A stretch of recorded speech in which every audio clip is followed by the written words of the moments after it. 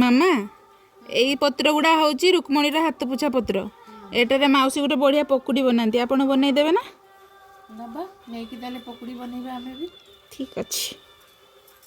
ଯେହେତୁ ବର୍ଷାର ବାହାଘର ପାଖେଇ ଆସିଲାଣି ସେ ଲାଗି ଆମେ ମେଘାର ମାଉସୀ ମାନେ ମୋ ସୌନ୍ଦିନୀଙ୍କ ଘରକୁ ଯାଇଥିଲି ଗୁଆ ପକେଇବା ପାଇଁ। ଆଉ ସେଇଠୁ ଏଇ ପତ୍ରଟା ଆଣିଥିଲି, ରୁକ୍ମଣୀ ହାତ ପୋଛା ପତ୍ର। ତ ଏଇ ପତ୍ରରେ ପକୁଡ଼ି ହୁଏ ବୋଲି ମୁଁ ସୌନ୍ଦିନୀଙ୍କ ପାଖରୁ ଶୁଣିଥିଲି।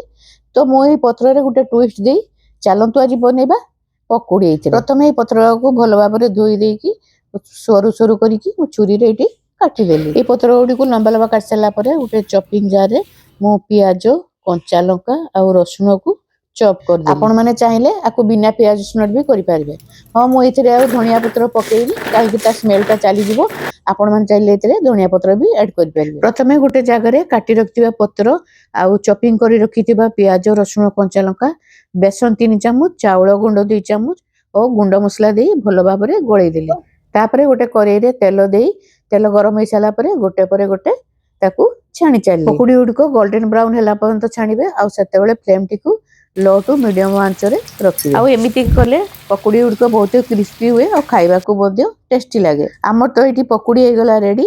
आपण आड़े ए पत्र को कौन कहती निहाती कमेंट रे जणेबे। तो चलंतु एबे राजा को दी टेस्ट करिबा।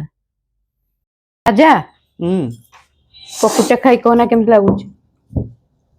पकोड़ी कोटरे पकोड़ी बनी छोटा एटा रुक्मणी हाथ पुछा पत्रर पकुड़ी। रुक्मणी हाथ पुछा ना पोछा ना किसो कहलु तू एटा? हाथ पुछा। हाथ पोछा एटा किसो जिंस? सेटा गोटे पत्र अछि। हो देखिया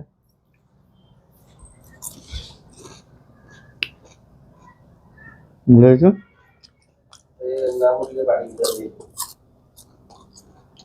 भलै छी बढ़िया है जे ଖାଲି ନେଇ ଯାଆନ୍ତୁ, ମୁଁ ପୁରାଟା ଖାଇଦେବେ। देउडे ना आउ नहीं सती का